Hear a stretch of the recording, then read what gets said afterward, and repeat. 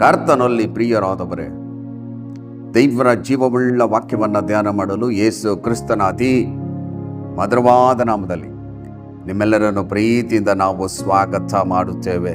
ದೇವರು ಈ ವಾಕ್ಯದ ಮೂಲಕವಾಗಿ ನಿಮ್ಮೊಟ್ಟಿಗೆ ಮಾತನಾಡಿ ನಿಮ್ಮನ್ನು ಬಲಪಡಿಸಿ ಮುನ್ನಡೆಸುವ ದೇವರಾಗಿದ್ದಾರೆ. ನೋಡ್ರಿ ಪ್ರಿಯರೇ, ಇಂದು ಧ್ಯಾನ ಮಾಡುವಂಥ ವಿಷಯ ಯಾವುದಕ್ಕೂ ಭಯ ಪಡಬೇಡ. ದೇವರು ಈ ವಾಕ್ಯದ ಮೂಲಕ ನಿಮ್ಮೊಟ್ಟಿಗೆ ಮಾತನಾಡ್ತಿದ್ದಾರೆ. ನನ್ನ ಮಗನೇ, ನನ್ನ ಮಗಳೇ, ಯಾವುದಕ್ಕೂ ಭಯ ಪಡಬೇಡ. ಈ ಲೋಕದಲ್ಲಿ ಜೀವನ ಮಾಡುವಾಗ ವೈರಿ ಅನೇಕ ಹೋರಾಟಗಳನ್ನು, ಸಮಸ್ಯೆಗಳನ್ನು ತರುತ್ತಾನೆ. ನೀವು ಅನೇಕ ಸಮಸ್ಯೆಗಳಲ್ಲಿ ಹೋರಾಟದಲ್ಲಿರಬಹುದು. ದೇವರು ಈ ವಾಕ್ಯದ ಮೂಲಕ ನಿಮ್ಮೊಟ್ಟಿಗೆ ಮಾತನಾಡ್ತಿದ್ದಾರೆ. ಈ ಲೋಕದ ಜೀವಿತವೆಲ್ಲ ಯಾವುದಕ್ಕೂ ಭಯ ಪಡಬೇಡ. ನೋಡ್ರಿ ಪ್ರಿಯರೇ, ಯೋಶುವನ ಪುಸ್ತಕ 1ನೇ ಅಧ್ಯಾಯ 9ನೇ ವಚನದಲ್ಲಿ, ನಾನು ನಿನಗೆ ಆಜ್ಞಾಪಿಸಿದ್ದೇನಲ್ಲ, ಸ್ಥಿರಚಿತ್ತನಾಗಿರೋ, ಧೈರ್ಯದಿಂದಿರು, ಅಂಜಬೇಡ, ಕಳವಳಗೊಳ್ಳಬೇಡ. ನೀನು ಹೋಗುವಾಗಲೆಲ್ಲ ನಿನ್ನ ದೇವರಾದ ಯೆಹೋವನು ನಿನ್ನ ಸಂಗಡ ಇರುತ್ತಾನೆ ಎಂದು ಹೇಳಿದನು ಎಂಬುದಾಗಿ ಬರೆಯಲ್ಪಟ್ಟಿದೆ. ದೇವರು ಯೋಶುವನಿಗೆ ಹೇಳ್ತಾ ಇದ್ದಾರೆ, ನಾನು ಮೋಶೆಯ ಸಂಗಡ ಇದ್ದ ಹಾಗೆ ನಿನ್ನ ಸಂಗಡ ಇರುತ್ತೇನೆ ಎಂಬುದಾಗಿ. ಇಂದು ದೇವರು ವಾಕ್ಯದ ಮೂಲಕ ನಿಮ್ಮೊಟ್ಟಿಗೆ ಮಾತನಾಡ್ತಿದ್ದಾರೆ. ನನ್ನ ಮಗನೇ, ನನ್ನ ಮಗಳೇ, ನಾನು ನಿನ್ನ ಸಂಗಡ ಇದ್ದೇನೆ. ನೀವು ಭಯ ಪಡ್ತಿದ್ದೀರಾ? ನೀವು ದೇವರ ಸೇವೆಯನ್ನ ಮಾಡ್ತಿರಬಹುದು. ದೇವರ ಸೇವೆಯನ್ನ ಮಾಡುವವರು ಈ ವಾಕ್ಯವನ್ನ ಗಮನವಿಟ್ಟು ಕೇಳಿಸಿಕೊಳ್ಳಿ. ದೇವರ ಮಕ್ಕಳು ಈ ವಾಕ್ಯವನ್ನ ಗಮನವಿಟ್ಟು ಕೇಳಿಸಿಕೊಳ್ಳಿ. ದೇವರು ಮೋಸೆಯ ಸಂಗಡ ಇದ್ದ ಹಾಗೆ, ಯೋಶುವನ ಸಂಗಡ ಇದ್ದ ಹಾಗೆ ದೇವರು ನಿಮ್ಮ ಸಂಗಡ ಇದ್ದಾರೆ. ದೇವರು ಈ ವಾಕ್ಯದ ಮೂಲಕ ನಿಮ್ಮೊಟ್ಟಿಗೆ ಮಾತನಾಡ್ತಿದ್ದಾರೆ. ಸ್ಥಿರಚಿತ್ತನಾಗಿರು, ಧೈರ್ಯದಿಂದಿರು, ಅಂಜಬೇಡ, ಕಳವಳಗೊಳ್ಳಬೇಡ. ಯಾಕಂದ್ರೆ ದೇವರು ನಿಮ್ಮ ಸಂಗಡ ಇದ್ದಾರೆ. ದೇವರು ನಿಮ್ಮ ಸಂಗಡ ಇರುವುದನ್ನು ನೀವು ಗ್ರಹಿಸಬೇಕು. ನೀವು ಮೊದಲು ದೇವರ ಪ್ರಸನ್ನತೆಯಲ್ಲಿ ಪ್ರಾರ್ಥನೆ ಮಾಡುವುದನ್ನ, ಆರಾಧನೆ ಮಾಡುವುದನ್ನು ಕಲಿತುಕೊಳ್ಬೇಕು. ದೇವರ ಮಹಿಮೆ ನಿಮ್ಮನ್ನು ಆವರಿಸಿಕೊಂಡಿರಬೇಕು. ಪವಿತ್ರಾತ್ಮನಿಂದ ತುಂಬಿಸಲ್ಪಟ್ಟಂತ ಜೀವಿತ ನಿಮ್ಮ ಜೀವಿತವಾಗಿರಬೇಕು. ದೇವರಾತ್ಮನ ಸ್ವರವನ್ನ ಕೇಳಿ, ದೇವರಾತ್ಮನು ತಿಳಿಸುವ ಹಾಗೆ ಈ ಲೋಕದಲ್ಲಿ ದೇವರ ಸೇವೆಯನ್ನ ಮಾಡಬೇಕು. ಈ ಲೋಕದ ಜೀವಿತದಲ್ಲಿ ನಿಮಗೆ ಕಷ್ಟಗಳು, ಹೋರಾಟಗಳು, ಸಮಸ್ಯೆಗಳು, ಬಾಧೆಗಳು ಬಂದರೂ ಯಾವುದಕ್ಕೂ ಭಯ ಪಡಬೇಡ ಎಂಬುದಾಗಿ ದೇವರು ಈ ವಾಕ್ಯದ ಮೂಲಕ ನಿಮ್ಮೊಟ್ಟಿಗೆ ಮಾತನಾಡ್ತಿದ್ದಾರೆ. ಅನೇಕ ಜನರು ಭಯ ಪಡ್ತಾರೆ. ಅನೇಕ ಜನರು ನಿಮ್ಗೆ ಹೇಳಿರ್ಬೋದು, ಸಹಾಯ ಮಾಡಲಿಕ್ಕೆ ನಾವು ಬರ್ತೇವೆ ಎಂಬುದಾಗಿ. ದೇವ್ರ ವಾಕ್ಯ ಹೇಳ್ತದೆ, ಮನುಷ್ಯನ ನಂಬೇಡ್ರಿ, ಅವನು ಸಹಾಯ ಮಾಡಲು ಶಕ್ತನಲ್ಲ.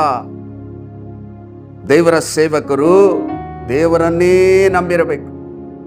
ದೇವರು ಏನು ಹೇಳಿದ್ದಾರೆ ಅದನ್ನ ಮಾಡ್ತಾರೆ. ಮನುಷ್ಯ ಮಾಡಲು ಶಕ್ತನಲ್ಲ. ಹಾಗಾದ್ರೆ ದೇವರ ಸೇವೆ ಬಂದು ಅದು ದೇವರದು, ನಿಮ್ದಲ್ಲ. ಆ ಸೇವೆನ ದೇವರು ಅದ್ಭುತಕರವಾಗಿ ನಡೆಸ್ತಾರೆ. ನೀವು ಸಭೆ ಕಟ್ತಾ ಇರ್ಬೋದು, ಭಯ ಪಡಬೇಡ್ರಿ. ಎಷ್ಟು ಹೋರಾಟಗಳು ಬಂದ್ರು ದೇವರು ಸಭೆಯನ್ನ ಕಟ್ತಾರೆ. ನೀವು ಮನೆ ಕಟ್ತಿರ್ಬೋದು, ಎಷ್ಟು ಸಮಸ್ಯೆಗಳು ಬಂದ್ರು ದೇವರು ನಿಮ್ಮ ಮನೆಯನ್ನ ಕಟ್ತಾರೆ. ನೀವು ದೇವರ ಸೇವೆಯನ್ನ ಮಾಡುವಲ್ಲಿ ವಿಫಲರಾಗಿರಬಹುದು, ದೇವರು ಅದ್ಭುತವಾಗಿ ಆತ್ಮಗಳನ್ನು ಕೊಟ್ಟು ಆ ಸ್ಥಳದಲ್ಲಿ ಉಜ್ಜೀವನವನ್ನು ತರ್ತಾರೆ. ದೇವರು ಇಂದು ಈ ವಾಕ್ಯದ ಮೂಲಕ ನಿಮ್ಮೊಟ್ಟಿಗೆ ಮಾತನಾಡ್ತಿದ್ದಾರೆ. ಸ್ಥಿರಚಿತ್ತನಾಗಿರೋ, ಧೈರ್ಯದಿಂದಿರು, ಅಂಜಬೇಡ, ಕಳವಳಗೊಳ್ಳಬೇಡ. ಯಾಕಂದ್ರೆ ನೀನು ಹೋಗುವಾಗಲೆಲ್ಲ ನಿನ್ನ ದೇವರಾದ ಯೆಹೋವನು ನಿನ್ನ ಸಂಗಡ ಇರುತ್ತ. ದೇವರು ನಮ್ಮ ಸಂಗಡ ಇರುವುದು ಎಷ್ಟು ದೊಡ್ಡ ವಿಷಯ.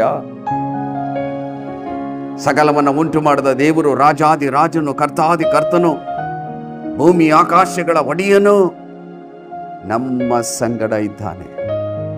ಕರ್ತನಲ್ಲಿ ಪ್ರೀತಿಯುಳ್ಳ ದೇವಜನರೇ, ನನ್ನ ಸಹೋದರ, ನನ್ನ ಸಹೋದರಿ, ಸೇವೆ ಮಾಡುವಾಗ ಅನೇಕ ಹೋರಾಟಗಳು, ಹಿಂಸೆಗಳು, ಅವಮಾನ, ನಿಂದೆಗಳು ಬಂದಾಗ ಸೋತು ಹೋಗ್ಬೇಡ್ರಿ. ನಿಮ್ಮ ಸಂಗಡ ದೇವರಿದ್ದಾರೆ. ನಿಮ್ಮ ಸಂಗಡ ದೇವರಿದ್ದಾರೆ. ನೀವೆಲ್ಲೋದ್ರೂ ಮೋಸ್ಯ ಸಂಗಡ ಇದ್ದ ಹಾಗೆ, ಯೋಶನ ಸಂಗಡ ಇದ್ದ ಹಾಗೆ ದೇವರು ನಿಮ್ಮ ಸಂಗಡ ಇದ್ದಾರೆ. ದೇವರು ವಾಕ್ಯದ ಮೂಲಕ ನಿಮ್ಮೊಟ್ಟಿಗೆ ಮಾತನಾಡ್ತಿದ್ದಾರೆ. ಯಾವುದಕ್ಕೂ ಭಯ ಪಡಬೇಡ. ಈ ಲೋಕದ ಜೀವಿತದಲ್ಲಿ, ಈ ಲೋಕದಲ್ಲಿ ನೀವು ಜೀವನ ಮಾಡುವ ದಿನವೆಲ್ಲವೂ ಎಷ್ಟೇ ಸಮಸ್ಯೆಗಳು, ಹೋರಾಟಗಳು, ಕಷ್ಟಗಳು, ನಷ್ಟಗಳು, ಅವಮಾನ, ನಿಂದೆಗಳು ಬಂದರೂ ಯಾವುದಕ್ಕೂ ಭಯ ಪಡಬೇಡ್ರಿ. ದೇವರು ನಿಮ್ಮ ಸಂಗಡ ಇದ್ದಾನೆ. ದೇವರು ಎಲ್ಲವನ್ನ ನೋಡಿಕೊಳ್ಳುತ್ತಾನೆ. ಯಾವ ಸಮಸ್ಯೆಗಳು, ಹೋರಾಟಗಳು ಬಂದರೂ ನಿಮ್ಮನ್ನು ಜಯಿಸಲು ಸಾಧ್ಯವಿಲ್ಲ. ಯಾಕಂದ್ರೆ ದೇವರು ನಿಮ್ಮ ಸಂಗಡ ಇದ್ದಾರೆ. ನೋಡ್ರಿ, ಯೆಶಾಯನ ಪ್ರವಾದನ ಗ್ರಂಥ 41ನೇ ಅಧ್ಯಾಯ 10ನೇ ವಚನದಲ್ಲಿ, ನೀನಂತೂ ಹೆದರಬೇಡ, ನಾನೇ ನಿನ್ನೊಂದಿಗಿದ್ದೇನೆ. ದಿಗ್ಭ್ರಮೆಗೊಳ್ಳದಿರು, ನಾನೇ ನಿನ್ನ ದೇವರು. ನಾನು ನಿನ್ನನ್ನು ಬಲಪಡಿಸ್ತೇನೆ, ಹೌದು ನಿನಗೆ ಸಹಾಯ ಕೊಡುತ್ತೇನೆ. ನನ್ನ ಧರ್ಮದ ಬಲಗೇನು ನಿನಗೆ ಆಧಾರ ಮಾಡುತ್ತೇನೆ. ಹಲ್ಲೆಲೂಯಾ. ದೇವರ ಪರಿಶುದ್ಧವಾದ ನಾಮಕ್ಕೆ ಸ್ತೋತ್ರವಾಗಲಿ. ದೇವರು ಈ ವಾಕ್ಯದ ಮೂಲಕ ನಿಮ್ಮೊಟ್ಟಿಗೆ ಮಾತನಾಡ್ತಿದ್ದಾರೆ. ಸೇವೆಯಲ್ಲಿ ಬರುವಂತ ಹೋರಾಟಗಳು, ಕಷ್ಟಗಳು, ಅವಮಾನ, ನಿಂದೆಗಳ ಮೂಲಕವಾಗಿ ಸೋತು ಹೋಗಿದ್ದೀರೋ, ಭಯ ಪಡ್ತಿದ್ದೀರೋ, ನನಗೆ ಯಾರಾದರೂ ಏನಾರು ಮಾಡ್ತಾರೋ ಎಂಬುದಾಗಿ ವೇದನೆ ಪಡ್ತಿದ್ದೀರೋ, ದೇವರು ಹೇಳ್ತಾ ಇದ್ದಾರೆ, ನೀನಂತೂ ಹೆದರಬೇಡ, ನಾನೇ ನಿನ್ನೊಂದಿಗಿದ್ದೇನೆ. ನನ್ನ ಮಗಳೇ, ನನ್ನ ಮಗನೇ, ಇನ್ನು ಹೆದರಬೇಡ, ನಾನೇ ನಿನ್ನೊಂದಿಗಿದ್ದೇನೆ. ದೇವರು ನಿಮ್ಮೊಂದಿಗಿದ್ದಾರೆ. ದಿಗ್ಭ್ರಮೆಗಳಿದ್ದರು, ನಾನೇ ನಿನ್ನ ದೇವರು. ದಿಗ್ಭ್ರಮೆ ಬೇಡ, ಭಯ ಬೇಡ. ದೇವರು ಹೇಳ್ತಾ ಇದ್ದಾರೆ, ನಾನು ನಿನ್ನನ್ನು ಬಲಪಡಿಸುತ್ತೇನೆ. ದೇವರು ಈ ವಾಕ್ಯದ ಮೂಲಕವಾಗಿ ನಿಮ್ಮನ್ನು ಬಲಪಡಿಸ್ತಿದ್ದಾರೆ. ದೇವರು ನಿಮ್ಮನ್ನು ಬಲಪಡಿಸ್ತಾರೆ. ಹೌದು, ನಿನಗೆ ಸಹಾಯ ಕೊಡುತ್ತೇನೆ. ಯಾರು ಸಹಾಯ ಮಾಡಲಿಲ್ಲ ಅಂದ್ರೆ ಪರವಾಗಿಲ್ಲ, ದೇವರು ನಿಮ್ಮನ್ನು ಬಲಪಡಿಸ್ತಾರೆ. ದೇವರು ನಿಮಗೆ ಸಹಾಯ ಕೊಡ್ತಾರೆ. ನನ್ನ ಧರ್ಮದ ಬಲಗೆ ನಿನಗೆ ಆಧಾರ ಮಾಡುತ್ತೇನೆ. ದೇವರು ತನ್ನ ಧರ್ಮದ ಬಲಗೇನು ನಿಮಗೆ ಆಧಾರವಾಗಿ ಚಾಚಿದ್ದಾರೆ. ದೇವರ ಹಸ್ತ ನಿಮ್ಮ ಮೇಲಿದೆ. ದೇವರು ನಿಮ್ಮ ಸಂಗಡ ಇದ್ದಾರೆ. ನಿಮಗೆ ಅದ್ಭುತಗಳನ್ನು ಮಾಡ್ತಾರೆ. ದೇವರು ನಿಮಗೆ ಜಯವನ್ನು ಕೊಡ್ತಾರೆ. ದೇವರು ನಿಮ್ಮನ್ನ ಅದ್ಭುತಕರವಾಗಿ ಮುನ್ನಡೆಸ್ತಾರೆ. ಈ ವಾಕ್ಯವನ್ನು ನಂಬಿರಿ. ಈ ವಾಗ್ದಾನ ನನಗಾಗಿ, ಈ ವಾಕ್ಯ ನನಗಾಗಿ ಎಂಬುದಾಗಿ ನಂಬಿ ನೀವು ದೃಢವಾಗಿ ಕರ್ತನೊಟ್ಟಿಗೆ ಜೀವಿಸುವಾಗ ದೇವರ ಮಹಿಮೆಯನ್ನ, ದೇವರ ಶಕ್ತಿಯನ್ನ ನೀವು ನೋಡ್ತೀರಿ. ನೀವಿರುವಂತಹ ಸ್ಥಳದಲ್ಲಿ ದೇವರ ಶಕ್ತಿ ಪ್ರಕಟವಾಗ್ತದೆ, ದೇವರ ಮಹಿಮೆ ಗೋಚರವಾಗ್ತದೆ. ನೋಡ್ರಿ ಪ್ರಿಯರೇ, ಯೆಶಾಯನ ಪ್ರವಾದನ ಗ್ರಂಥ 43ನೇ ಅಧ್ಯಾಯ 1-2 ವಚನದಲ್ಲಿ ಈ ರೀತಿಯಾಗಿ ಬರೆಯಲ್ಪಟ್ಟಿದೆ. ಈಗಲಾದರೂ ಯಾಕೋಬ್ ವಂಶವೇ, ಇಸ್ರೇಲ್ ಸಂತಾನವೇ, ನಿನ್ನನ್ನು ಸೃಷ್ಟಿಸಿ ರೂಪಿಸಿದವನಾದ ಯೆಹೋವನು ಹೀಗನ್ನುತ್ತಾನೆ, ಭಯ ಪಡಬೇಡ, ನಾನು ನಿನ್ನನ್ನು ವಿಮೋಚಿಸಿದೆನಲ್ಲ, ನಿನ್ನ ಹೆಸರಿಡಿದು ಕರೆದೆನಲ್ಲ, ನೀನು ನನ್ನವನೇ. ನೀನು ಜಲರಾಶಿಯನ್ನು ಹಾದು ಹೋಗುವಾಗ ನಾನು ನಿನ್ನ ಸಂಗಡ ಇರುವೆನು. ನದಿಗಳನ್ನು ದಾಟುವಾಗ ಅವು ನಿನ್ನನ್ನು ಮುಳುಗಿಸವು. ಉರಿಯಲ್ಲಿ ನಡೆಯುವಾಗ ನೀನು ಕಂದದಿರುವಿ, ಜ್ವಾಲೆಯು ನಿನ್ನನ್ನು ದಹಿಸದು ಎಂಬುದಾಗಿ ಬಹಳ ಸ್ಪಷ್ಟವಾಗಿ ಬರೆಯಲ್ಪಟ್ಟಿದೆ. ದೇವರ ಪರಿಶುದ್ಧವಾದ ನಾಮಕ್ಕೆ ಸ್ತೋತ್ರವಾಗಲಿ. ದೇವರು ನಿಮ್ಮನ್ನು ನೋಡಿ ಹೇಳ್ತಾ ಇದ್ದಾರೆ, ನೀ ನನ್ನವನು, ನನ್ನವಳು. ನಾನು ನಿನ್ನನ್ನು ಹೆಸರಿಡಿದು ಕರೆದಿದ್ದೇನೆ. ನಾನು ನಿನ್ನನ್ನು ರಕ್ಷಿಸಿದ್ದೇನೆ. ನಾನು ನಿನಗೆ ಸೇವೆಯನ್ನು ಕೊಟ್ಟಿದ್ದೇನೆ. ಭಯ ಪಡಬೇಡ, ನೀನು ನನ್ನವನು, ನನ್ನವಳು. ನೀನು ಜಲರಾಶಿಯನ್ನು ಹಾದು ಹೋಗುವಾಗ ನಾನು ನಿನ್ನ ಸಂಗಡ ಇರುವೆನು.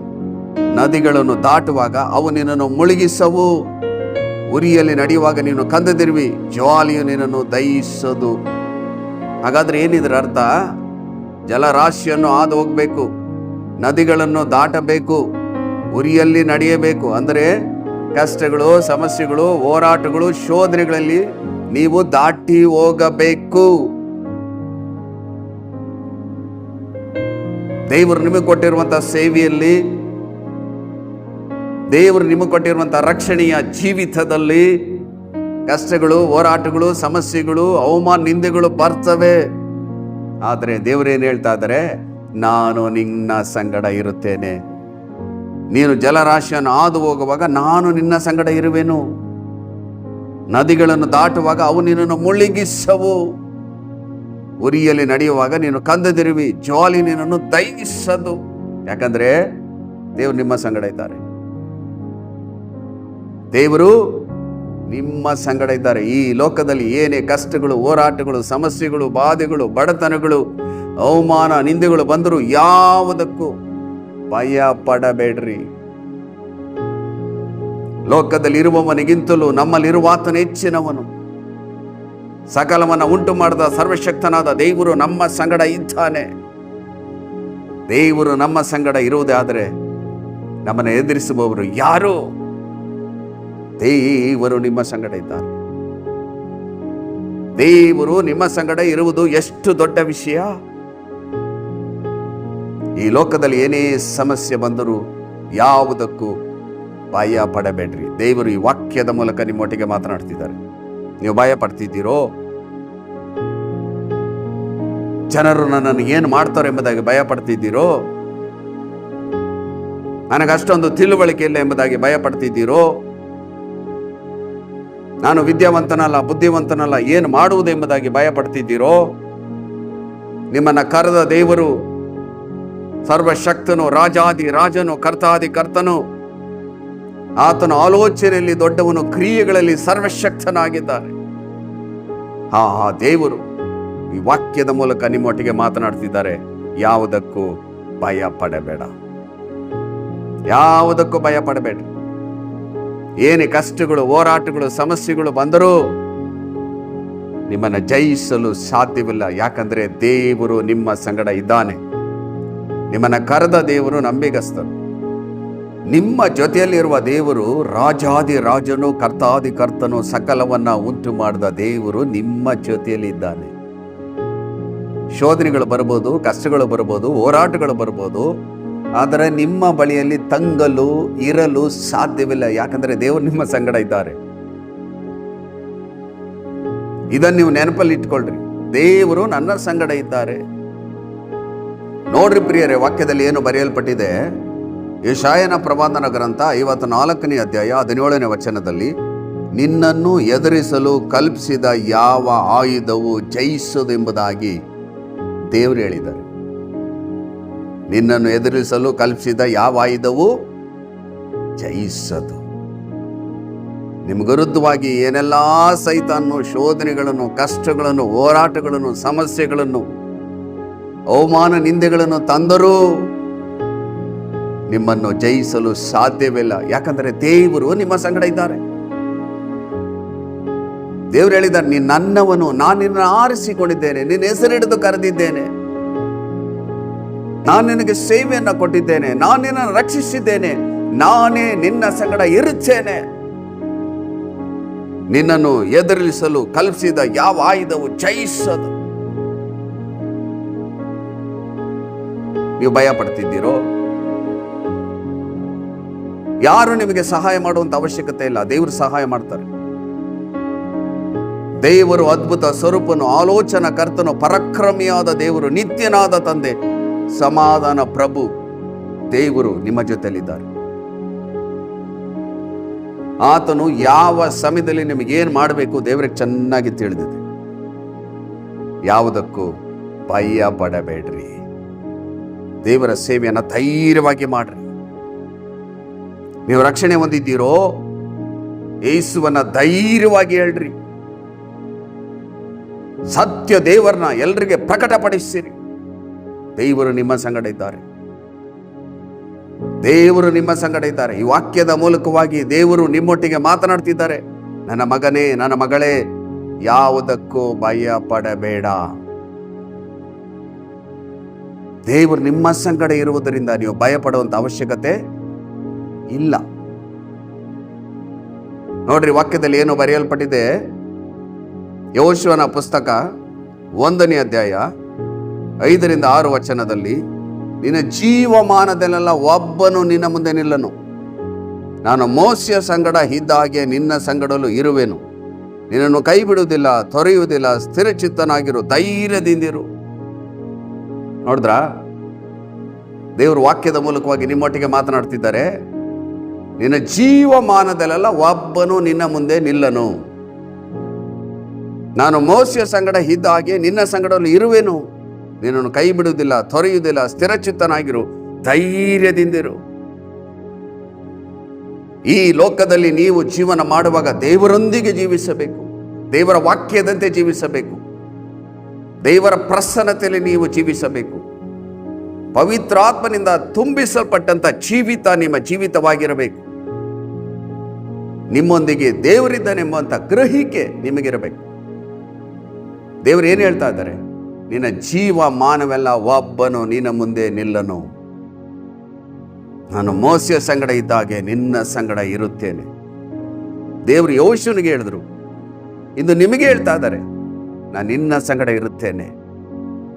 ಮಗನೇ, ಮಗಳೇ, ನಾನು ನಿನ್ನ ಸಂಗಡ ಇರುತ್ತೇನೆ.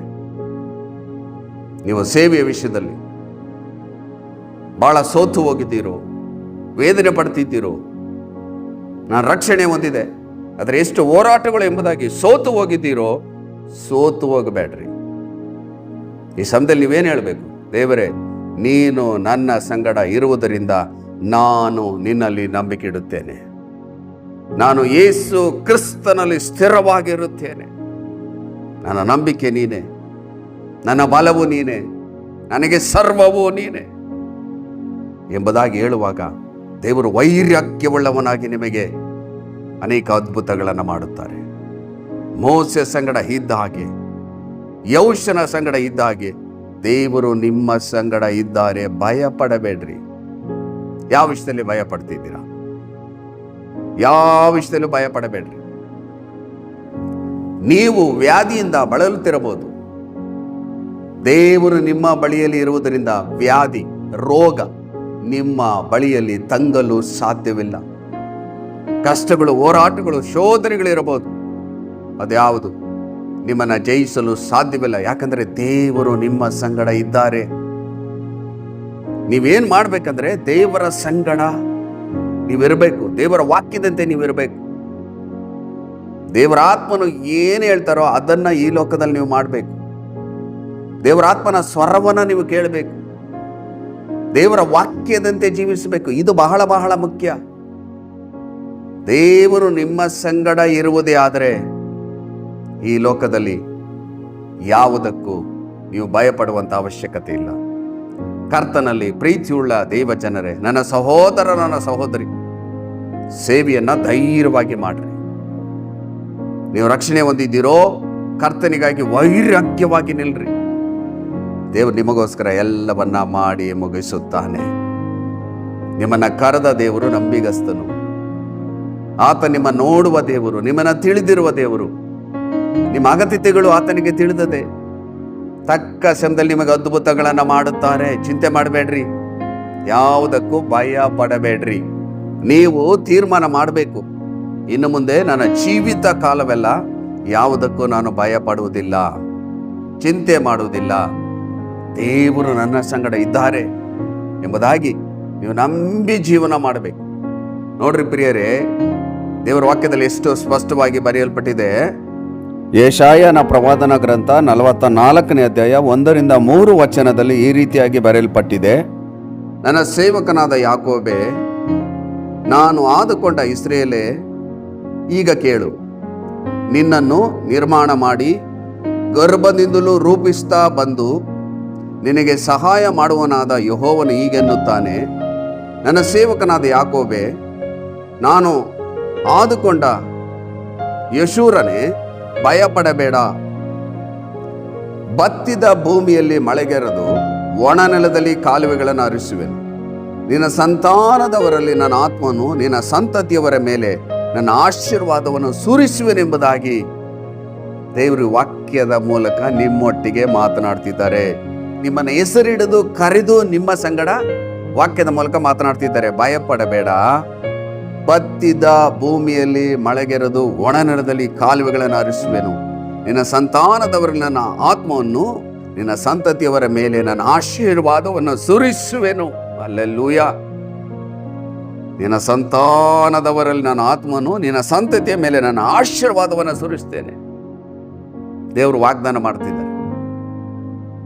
ದೇವರು ನಿಮ್ಮ ಮೇಲೆ ತನ್ನ ಆತ್ಮನ ಸುರಿಸಿ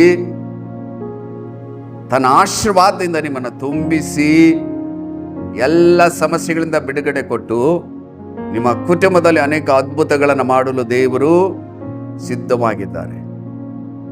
ಯಾವುದಕ್ಕೂ ಭಯ ಪಡಬೇಡ್ರಿ. ನೀವು ಯೇಸು ಕ್ರಿಸ್ತನನ್ನು ನಂಬಿದ ಮೇಲೆ, ಯೇಸು ಕ್ರಿಸ್ತನ ಸೇವೆಯನ್ನ ಮಾಡುವ ಸಮಯದಲ್ಲಿ ಕಷ್ಟಗಳು, ಹೋರಾಟಗಳು, ಸಮಸ್ಯೆಗಳು, ಅವಮಾನ, ನಿಂದೆಗಳು ಬರುತ್ತವೆ. ಆದರೆ ನೀವು ತಿಳ್ಕೊಂಡಿರ್ಬೇಕು, ಇದೆಲ್ಲದರ ಮೇಲೆ ದೇವರು ನನಗೆ ಜಯವನ್ನು ಇಟ್ಟಿದ್ದಾರೆ. ನನಗೆ ಸೋಲಿಲ್ಲ. ಯಾಕಂದ್ರೆ ಲೋಕವನ್ನೇ ಜಯಿಸಿದಂತ ಯೇಸು ಕ್ರಿಸ್ತನು ನನ್ನ ಸಂಗಡ ಇದ್ದಾನೆ. ಮೋಸೆಯ ಸಂಗಡ ಇದ್ದಾಗೆ, ಯೋಷನ ಸಂಗಡ ಇದ್ದಾಗೆ ನನ್ನ ಸಂಗಡ ದೇವರು ಇದ್ದಾನೆ ಎಂಬುದಾಗಿ ನೀವು ನಂಬಿ ಯಾವುದಕ್ಕೂ ಭಯಪಡದೆ ನೀವು ಜೀವಿಸಿರಿ.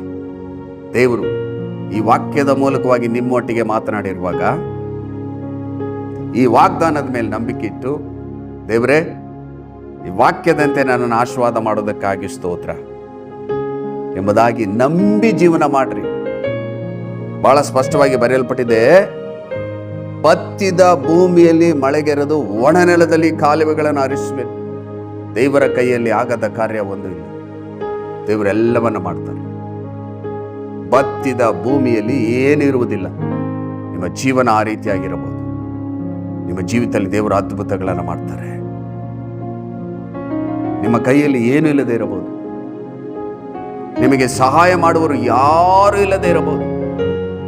ಬತ್ತಿದ ಭೂಮಿಯ ರೀತಿಯಲ್ಲಿ ನಿಮ್ಮ ಜೀವಿತದಲ್ಲಿ ಏನಿಲ್ಲದೆ ಬರಿದಾಗಿರಬಹುದು.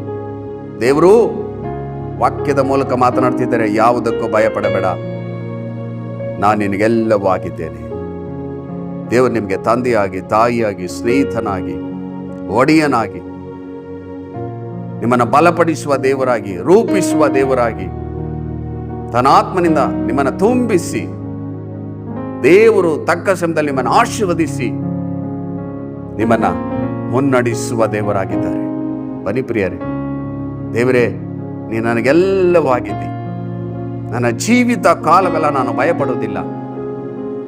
ನನಗೆ ನೀನು ಸರ್ವವೂ ಆಗಿದ್ದಿ ಎಂಬುದಾಗಿ ನೀವು ನಂಬಿ ನನ್ನೊಟ್ಟಿಗೆ ನೀವು ಸೇರಿ ಪ್ರಾರ್ಥನೆ ಮಾಡುವಾಗ ದೇವರ ಆತ್ಮನ ಬಲ ನೀವಿರುವಂತಹ ಸ್ಥಳದಲ್ಲಿ ಇಳಿದು ಬರ್ತದೆ.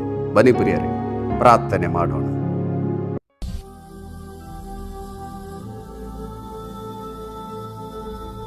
ನಮ್ಮನ್ನು ಅತಿಶಯವಾಗಿ ಪ್ರೀತಿ ಮಾಡುವಂತ ನಮ್ಮ ಪರಲೋಕದ ತಂದೆಯಾದ ದೇವರೇ, ನಿನ್ನ ಜೀವಳ್ಳ ವಾಕ್ಯವನ್ನ ಧ್ಯಾನ ಮಾಡಿದ್ದೇವೆ. ನಿನ್ನ ಬಲವುಳ್ಳ ವಾಕ್ಯವನ್ನ ಧ್ಯಾನ ಮಾಡಿದ್ದೇವೆ. ಭೂಮಿ ಆಕಾಶಗಳು ಅಳಿದು ಹೋದರೂ ನಿನ್ನ ವಾಕ್ಯಗಳು, ನಿನ್ನ ಮಾತುಗಳು ಅಳಿದು ಹೋಗುವುದಿಲ್ಲ. ಇಂದು ಈ ವಾಕ್ಯದ ಮೂಲಕವಾಗಿ ಮಾತನಾಡಿರುವಾಗ ಎಷ್ಟು ಜನರು ನಂಬಿ, ದೇವರೇ ನಾನು ಭಯದಲ್ಲಿದ್ದೇನೆ, ನನ್ನ ಸಮಸ್ಯೆಯಲ್ಲಿದ್ದೇನೆ, ಹೋರಾಟದಲ್ಲಿದ್ದೇನೆ, ನೊಂದು ಹೋಗಿದ್ದೇನೆ, ಸೋತು ಹೋಗಿದ್ದೇನೆ, ನನ್ನ ಬಲಪಡಿಸಿರಿ ಎಂಬುದಾಗಿ ಎಷ್ಟು ಜನರು ಪ್ರಾರ್ಥನೆ ಮಾಡ್ತಿದ್ದಾರೆ. ಅವರೆಲ್ಲರ ಮೇಲೆ ದೇವರಾತ್ಮನ ಶಕ್ತಿ ಇಳಿದು ಬರಲಿ. ಯೇಸುವಿನ ರಕ್ತದ ಬಲ, ಪುನರುತ್ಥಾನ ಬಲ, ವಾಕ್ಯದ ಬಲ ಇಳಿದು ಬರಲಿ. ಎಲ್ಲಿ ದೇವರಾತ್ಮನುಂಟು ಅಲ್ಲಿ ಬಿಡುಗಡೆ ಉಂಟು. ಈ ಸಂದಲ್ಲಿ ಆ ಸ್ಥಳದಲ್ಲಿ ನಿನ್ನ ಜೀವ ಇಳಿದು ಬರಲಿ. ನಿನ್ನ ಪ್ರಸನ್ನತೆ ಆವರಿಸಲಿ, ಆವರಿಸಲಿ, ಆವರಿಸಲಿ. ದೇವರಾತ್ಮನು ಚಲಿಸಲಿ, ಅವನ್ನ ಬಲಪಡಿಸಿರಿ. ಈ ಜೀವಳ ವಾಕ್ಯ ಜೀವಿತ 100ರಷ್ಟು ಕಾರ್ಯ ಮಾಡಿ, 100ರಷ್ಟು ಕಾರ್ಯ ಮಾಡಿ. ಈಗಲೇ ಅದನ್ನು ಮಾಡಿದ್ದಕ್ಕಾಗಿ ಸ್ತೋತ್ರ. ಅವರ ಕಷ್ಟಗಳಿಂದ, ಸಮಸ್ಯೆಗಳಿಂದ, ಹೋರಾಟಗಳಿಂದ ಬಿಡುಗಡೆ ಕೊಡಿ. ಅನಾರೋಗ್ಯದಲ್ಲಿರುವುದಾದರೆ ಆರೋಗ್ಯವನ್ನು ಅನುಗ್ರಹಿಸಿ, ಅದ್ಭುತಗಳನ್ನು ಮಾಡಿ. ನಿನ್ನ ಶಕ್ತಿ ಪ್ರಕಟವಾಗಲಿ, ನಿನ್ನ ಮಹಿಮೆ ಗೋಚರವಾಗಲಿ. ಸೇವೆಯ ನಿಮಿತ್ತವಾಗಿ ಅವಮಾನ ನಿಂದೆಗಳನ್ನು ಪಟ್ಟು, ವೇದನೆ ಪಟ್ಟು ಭಯಭ್ರಾಂತರಾಗಿರಬಹುದು ಸ್ವಾಮಿ. ನಿನ್ನ ಬಲಪಡಿಸಿರಿ, ಧೈರ್ಯ ಪಡಿಸಿರಿ ಸ್ವಾಮಿ. ಜೀವ ಸ್ಥಳದಲ್ಲಿ ಇಳಿದು ಬರಲಿ. ನಿನ್ನ ಪ್ರಸನ್ನತೆ ಆ ಸ್ಥಳವನ್ನು ಆವರಿಸಲು, ಆವರಿಸಲು. ಅದ್ಭುತಗಳನ್ನು ಮಾಡಿರಿ ಸ್ವಾಮಿ. ಈಗಲೇ ಮಾಡಿದ್ದಕ್ಕಾಗಿ ಸ್ತೋತ್ರ, ಸ್ತೋತ್ರ. ಪ್ರಾರ್ಥನೆ ಕೇಳಿದ್ದಕ್ಕಾಗಿ ಸ್ತೋತ್ರ. ಅದ್ಭುತಗಳನ್ನು ಮಾಡಿದ ದೇವರಿಗೆ ಮಹಿಮೆಯನ್ನು ಸಲ್ಲಿಸುತ್ತೆ. ಯೇಸುವಿನ ಅತಿ ಪರಿಶುದ್ಧವಾದ ನಾಮದಲ್ಲಿ ದೀನತೆಯಿಂದಲೂ ತಾಳ್ಮೆಯಿಂದಲೂ ಬೇಡಿ ಹೊಂದಿದ್ದೇವೆ ನಮ್ಮ ಜೀವುಳ್ಳ ತಂದೆಯೇ. ಆಮೇನ್, ಆಮೇನ್. ಕರ್ತನಲ್ಲಿ ಪ್ರಿಯರಾದವರೇ, ದೇವರ ಜೀವವುಳ್ಳ ವಾಕ್ಯವನ್ನ ಕೇಳಿಸಿಕೊಂಡಿದ್ದೀರಿ. ನಿಮ್ಮ ಪಕ್ಕದಲ್ಲಿರೋ ನೋಡಿ ಹೇಳ್ರಿ, ಇನ್ನು ಮುಂದೆ ನನ್ನ ಜೀವಿತದಲ್ಲಿ ಯಾವುದಕ್ಕೂ ಭಯ ಪಡುವುದಿಲ್ಲ. ದೇವರು ನನ್ನ ಸಂಗಡ ಇದ್ದಾನೆ. ದೇವರು ಏನು ವಾಗ್ದಾನ ಮಾಡಿದ್ದಾರೋ ಆ ವಾಗ್ದಾನವನ್ನು ನಿಮ್ಮ ಜೀವಿತದಲ್ಲಿ ನೆರವೇರಿಸ್ತಾರೆ. ನಿಮ್ಮ ಜೀವಿತ ಕಾಲವೆಲ್ಲ ಕರ್ತನ ನಿಮ್ಮ ಸಂಗಡ ಇದ್ದಾನೆ. ಈ ಲೋಕದಲ್ಲಿ ಬರುವಂಥ ಎಲ್ಲ ಹೋರಾಟದ ಮೇಲೆ ನಿಮಗೆ ಜಯವನ್ನು ಕೊಡಲು, ನಿಮ್ಮನ್ನು ಆಶೀರ್ವಾದ ಮಾಡಲು ಆತನು ಸಿದ್ಧನಿದ್ದಾನೆ. ಈ ವಾಕ್ಯವನ್ನು ನಂಬಿ ಪ್ರಾರ್ಥನೆ ಮಾಡಿರಿ, ದೇವರ ಆಶೀರ್ವಾದಗಳನ್ನು ಹೊಂದಿಕೊಡ್ರಿ. ಇನ್ನೊಂದು ಅಮೂಲ್ಯವಾದ ವಾಕ್ಯದೊಟ್ಟಿಗೆ ನಿಮ್ಮನ್ನು ಸಂಧಿಸುವವರೆಗೂ ದೇವರ ಕೃಪೆ, ದೇವರ ಶಾಂತಿ, ದೇವರ ಸಮಾಧಾನ, ಪರಿಶುದ್ಧಾತ್ಮನ ಆಳ್ವಿಕೆ, ಪರಿಶುದ್ಧಾತ್ಮನ ಒಡೆತನ ನಿಮ್ಮೊಂದಿಗಿರಲಿ. ದೇವರು ತನ್ನ ಚಿತ್ತಂತೆ ನಿಮ್ಮನ್ನು ನೇರಳವಾಗಿ ಆಶೀರ್ವಾದಿಸಲಿ. God bless you.